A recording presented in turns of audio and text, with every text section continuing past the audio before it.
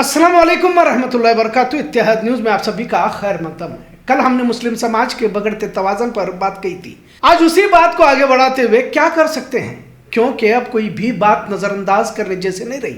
आज की दो तस्वीरें और भी सोचने पर मजबूर करने वाली है, जिसमें खासकर यूपी गाजियाबाद से हावड़ा बंगाल को 270 बुलडोजर मालगाड़ी से भेजे जा रहे। वैसे तो कोई कानून न्याय व्यवस्था के बगैर भाजपा के झंडे लगाकर मुस्लिम इलाकों के कई दुकानों और टीएमसी दफ्तरों पर बुलडोजर चलाए जाने की तस्वीरें फिलहाल वायरल हो रही है। कोलकाता के न्यू मार्केट इलाके में गोश्त की दुकान और टीएमसी दफ्तर पर बुलडोजर चलाया गया, जिसके बाद तनाव का माहौल देखने को मिला। इससे पहले भी कई वीडियोस में हमने किस तरह लोकतंत्र भीड़ तंत्र पर गाली बार रहा है बताया था। अब तक 4 लोगों की जान बंगाल में जा चुकी है। पुलिस वालों के सामने कैसे गुंडागर्दी और पथराव किया जा रहा है और पुलिस के साथ पैरामिलिट्री फोर्सेस के नौजवान किस तरह तमाशगीर बनकर देख रहे हैं। अगर यही दंगाई किसी और समाज के होते तो अब तक गोलियां चलाई जाती। अब ममता बनर्जी ने वजीर आला के ओहदे से इस्तीफा देने से इनकार किया है, तो गवर्नर ने ममता बनर्जी के वज़रात को बर्खास्त करने की खबर आई है। वही ममता बनर्जी अब जंग सड़क पर लड़ने के मूड में है, लिहाजा बंगाल की सड़कों पर इलेक्शन कमीशन के साथ मोदी शाह ने कैसे वोट चोरी और एसआईआर के जरिए जीत हासिल की हुई है कि बात को ममता बनर्जी आवाम के सामने रखना चाहती है। कल शुवेंदु अधिकारी ने मुसलमानों को सीधे धमकी देते हुए कहा कि गाजा की तरह हाल बनाना चाहिए। क्या इन तमाम बातों पर कोई कार्रवाई करना भी चाहता है या सुप्रीम कोर्ट भी अब खामोश इख्तियार किए हुए? बहरहाल कल हमने मुसलमानों के हालात पर तबसरा किया था, तो कुछ ने मैसेजेस, कमेंट और फोन के जरिए कहा कि आप सिर्फ बोलते हो और जो बातें बताई गई है ठीक है, पर इसका हल क्या है ये भी तो बताए। और सही कहा जाए तो हमने बहुत सारा वक्त इससे पहले जाया किया है। अगर 70 साल जाया किए कहा जाए तो गलत ना होगा। अल्लाह ने हमें बहुत मौके दिए, लेकिन जो कौम बेफिक्री के साथ अपनी दुनिया में मस्त रहती है, इनका हाल तो इसी तरह होगा। क्या 2002 में गुजरात दंगे नहीं हुए? मुसलमानों की नस्ल कशी जब हमारी आंखों के सामने हुई तो दीनी सियासी लीडरों ने मंसूबे क्यों नहीं बनाए? बाबरी मस्जिद शहीद हुई तो मुस्लिम लीडर खामोश क्यों बने रहे? कुछ मुस्लिम तंजीमों पर पाबंदी लगाई गई, मुस्लिम लीडरों पर तरह तरह के इल्जामात लगाकर जेलों में बंद किया गया। यहां तक अंजर शाह कासमी, जाकिर नाइक से लेकर कलीम सिद्दीकी और मुफ्ती सलमान नजरी तक को जेल में बंद किया गया। अब तो जाकिर नाइक भारत से इंडोनेशिया जा चुके हैं। 3 तलाक से लेकर सीएए, एनआरसी, वक्फ कानून, कॉमन सिविल कोड और अब एसआईआर, सब कुछ तो चल ही रहा है। कितने बेदार हुए और क्यों नहीं हुए? मदरसों पर बुलडोजर चलाया गया, अब तो मुसलमानों की दुकानों पर चलाया जा रहा है। खैर, जख्म है, पूरा जिस्म लहूलुहान है, पर मरहम कहाँ है? मरहम क्या हो सकता है कि बातें भी कही जाती है। सबसे पहले इस बात को समझिए कि बगैर कुर्बानियों के कुछ नहीं होने वाला, और हम किसी तरह की कुर्बानी देने के लिए तैयार नहीं है, ये भी उतना ही सच है। आपने टी राजा का बयान भी सुना होगा कि भारत में मुसलमानों के खिलाफ गोरिल्ला जंग और नस्लकशी के लिए आने वाले 15 साल दरपेश है।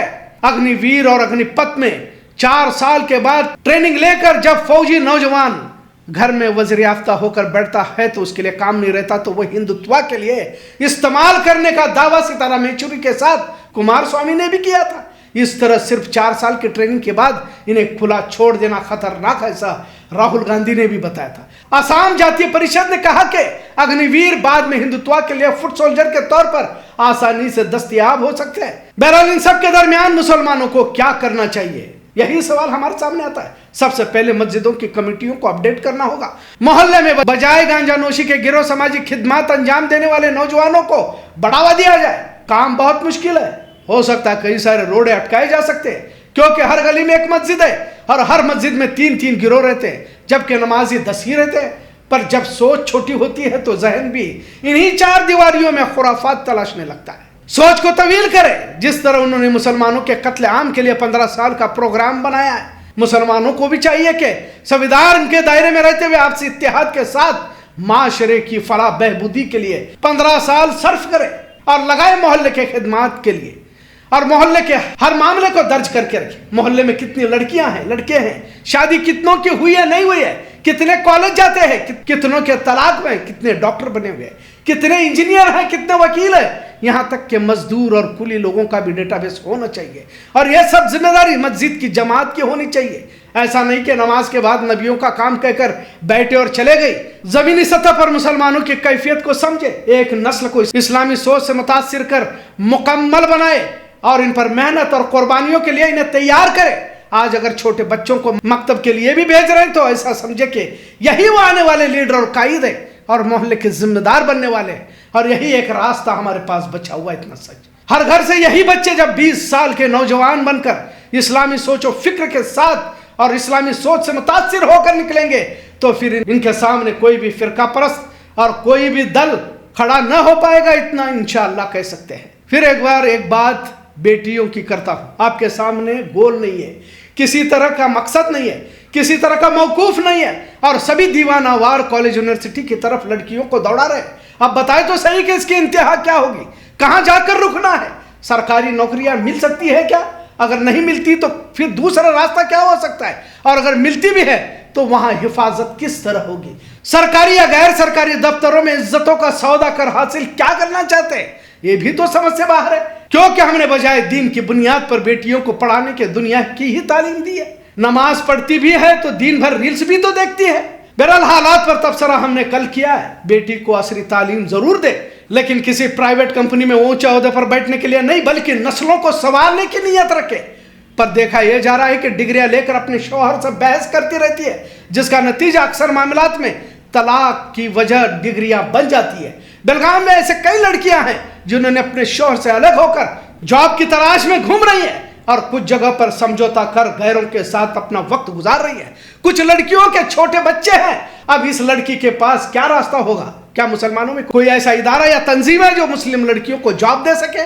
जाहिर है उन्हीं रास्तों पर चल पड़ेगी जो आज देख रहे हैं। खैर, तो हमारे पास 15 साल का एक्शन प्लान होना चाहिए। भाजपा आरएसएस के पास प्लान एबीसी नहीं रहता, बल्कि ए से लेकर जेड तक इनके पास प्लान रहता है। तभी तो 100 साल की मेहनत में न सिर्फ इख्तिदार तक पहुंचे, बल्कि अपने इदारों से सैकड़ों आईएएस आईपीएस हर साल मुस्लिम मुखालिफ सोच और फिक्र से मुतासिर इनके अफसर निकलते हैं इन्हीं के इदारों से।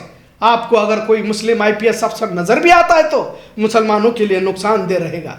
देख लो थोड़ा अतराफ में, नाम सिर्फ मुसलमानों का रहेगा पर काम आरएसएस का ही करता रहेगा। क्योंकि हमारे बुजुर्गों या बड़ों ने दूर अंदेशी के साथ कुछ भी किया नहीं है, यह सच है। और अगर कोई इदारा 100 साल का हमारे पास है भी तो मामा भांजा के झगड़ों की नजर कर दिया गया। अब जिल्लत की जिंदगी जीने पर पूरी कौम मजबूर हो चुकी है, पर इसमें भी एक बड़ा तबका इस जिल्लत को भी इज्जत समझ रहा है। लिहाजा एक नस्ल को खफाने की जरूरत है। पर उमूमन हमारा नजरिया यह है कि टीपू सुल्तान तो जरूर पैदा होना चाहिए, लेकिन पड़ोस के घर में, क्योंकि किसी तरह पुलिस तफ्तीश इंक्वायरी की किटकिटी हमें नहीं चाहिए। और वैसे भी जुम्मा को एक बार नमाज तो पढ़ते हैं, रमजान के रोजे भी रखते हैं और हज उम्रा तो कर ही रहे हैं। फिर टीपू सुल्तान से मोहब्बत भी कहाँ कम है। तस्वीर तो हर गली मोहल्ले में लगाकर टीपू जयंती में डीजे भी तो लगाते हैं, मुहर्रम ढोल ताशा भी है। हुसैन रज़ियल्लाहु अन्हु की तक कुर्बानी नहीं दे सकते तो क्या हुआ, उनके नाम पर नाच तो रहे। टीपू सुल्तान की तरह गीदड़ की जिंदगी से शेर की जिंदगी का जीना नहीं सीखे तो क्या हुआ, डीजे पर डांस तो बराबर चल रहा है। अब तक 2 नस्लें तो बर्बाद हो चुकी है और आने वाली नस्ल भी तैयार खड़ी है। मतलब सीधा है कि अपने घर से हम इस्लाह की शुरुआत करें ताकि माशरे में तब्दीली की उम्मीद की जा सकती है। 15 साल की कोशिशें दरकार है। जरूरत है नौजवान नस्ल को आगे आने की, बुजुर्गों के कयादत और बुजुर्गों की रहबरी की, उन बेटियों की जिनके दामन में शेर इस्लाम तरबियत पाते हो। तब जाकर हालात का, साजिशों का और फिरका परस्तों का मुकाबला कर सकते हैं। इतना जरूर। आज का मौजू कैसा लगा इस पर जरूर कमेंट करें। इत्तेहाद देखने के लिए शुक्रिया। अल्लाह हाफिज।